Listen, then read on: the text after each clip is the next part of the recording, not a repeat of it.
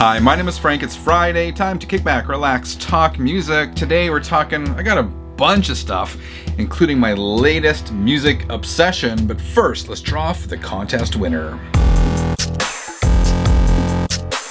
So as most of you know, I teamed up with Varese Saraband to give away copies of the latest soundtracks on Varese Saraband to Scream and to The Matrix. It's super easy to enter. Let's draw a winner.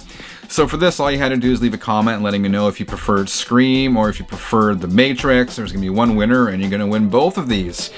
The winner in this one is Joe Weber. Joe wrote, I'm subscribed to both Varese and Channel 33 RPM. Of the two series, I am a Matrix fan. I'm a computer geek.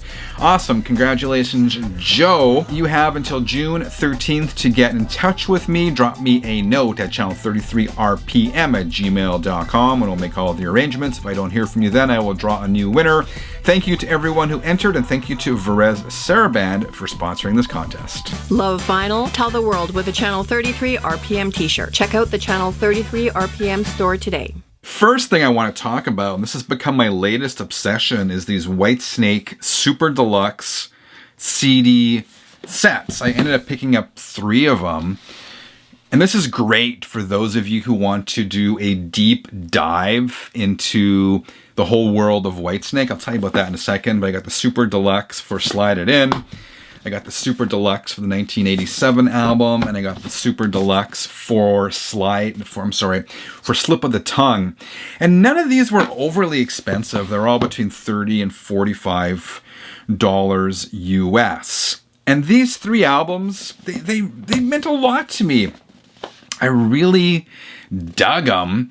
And in thinking about it, in some respects, with these 3 releases, Whitesnake kind of became the kings of hair metal, which is so funny because Whitesnake started off as sort of a blues rock band, right? Then around the Slide It In era, I think David Coverdale started trying to chase success in the US, and at the time that meant poofing up your hair and doing all sorts of things. And I mean, by the time they got to the 1987 album, they had Tawny Katane rolling on the front of vehicles in the videos, and then it sort of accumulated with the Slip of the Tongue album.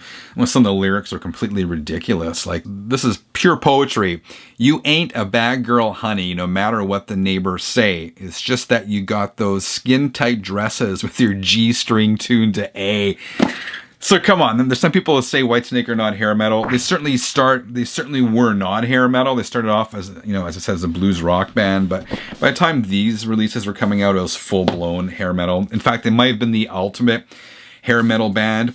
But these albums are great. I mean, it's a really deep dive into it. Everything from, you hear bits and pieces of the writing of the songs and sort of the demos and their infancy. And then you hear sort of the rough mixes. And then you get the album. Then you get some live stuff.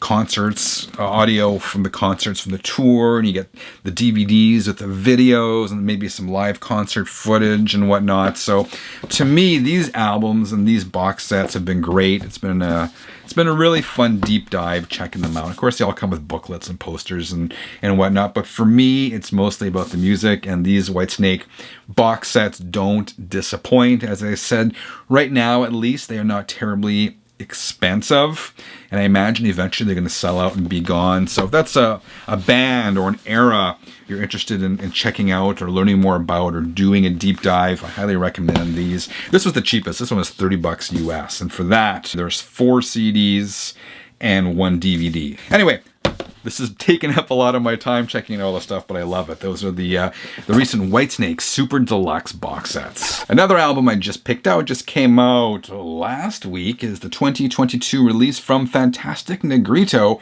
called White Jesus Black Problems. This is a single LP on a gatefold. The record came in a paper sleeve.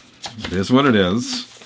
And it came on this colored vinyl. So this album is actually part of an audio-visual project. The record is the soundtrack to a film, believe it or not.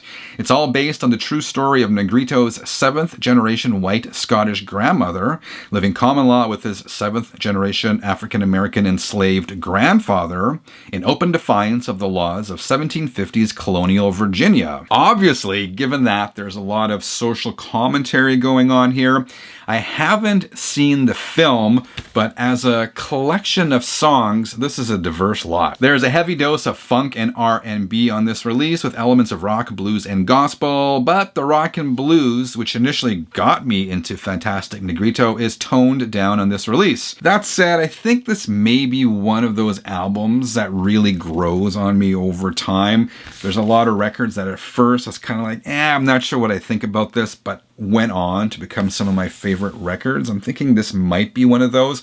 It gets glowing reviews from the critics, who you can't always trust. I mean, that's a litmus test of sort, right? I will say, if you're not familiar with Fantastic Negrito and kind of want to get into him, I wouldn't start with this record. I would start with Have You Lost Your Mind Yet? Or Please Don't Be Dead. I love those records. As I said, this one's okay. I think it'll grow on me, and it's a step forward for Fantastic Negrito, right? You gotta give him credit for continuing to expand his palette of sounds, and he doesn't fail to disappoint in that respect on this release. I also picked this up. This is the 2022 reissue of the 1984 album from Canada's Piledriver.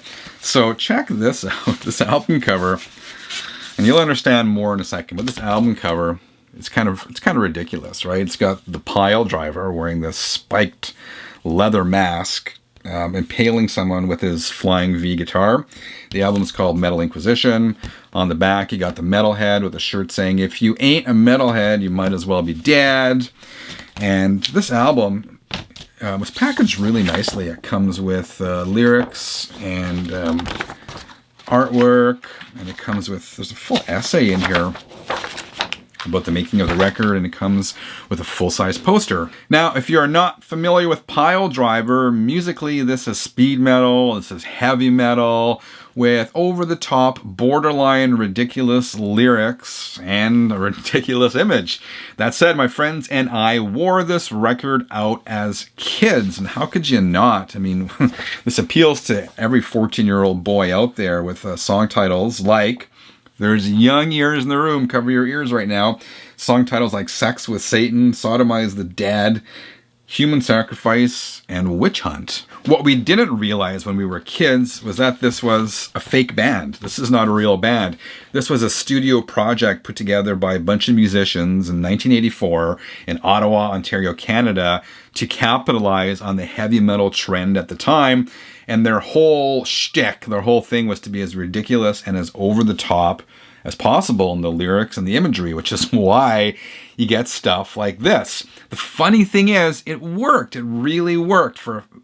Most people thought this was a real band, but beyond that, the songwriting is on point.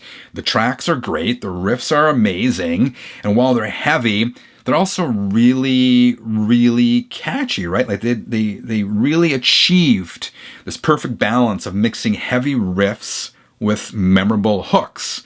And in terms of the singing, it's clean vocals, right? It's not like that death metal thing. So overall, I think it's a fantastic record that really stands up 4 decades, nearly 4 decades after it was recorded. So if you want some over-the-top 80s metal with tongue firmly planted in cheek, and you got to realize this is not a real band, and this is a record you got to check out. This is the 2022 reissue from Piledriver, Metal Inquisition.